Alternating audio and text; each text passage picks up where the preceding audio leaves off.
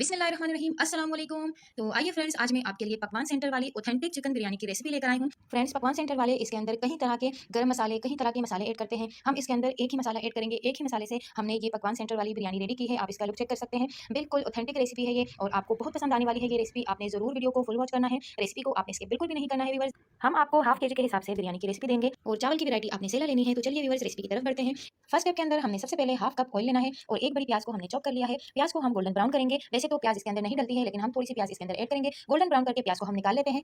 और यहाँ पे हमने कुछ इसका थोड़ा सा मसाला रेडी किया है, आपको दिखाते हैं। यहाँ पे हमने हरा धनिया लिया है, हरा पुदीना लिया है, हरी मिर्ची ली है, लेमन है, एक टमाटर को हमने कट कर लिया है। ये वाला मसाला गार्निशिंग के तौर पे ऊपर से जाएगा। प्याज भी इसी के ऊपर हम डाल देते हैं। हरा धनिया और पुदीना इसके अंदर मस्ट जाएगा, इसका बहुत अच्छा टेस्ट आता है।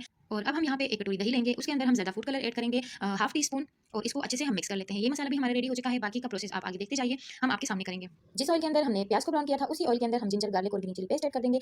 ग्रीन चिलीज आप अपने हिसाब से ऐड कीजिएगा। मैंने 5 से 6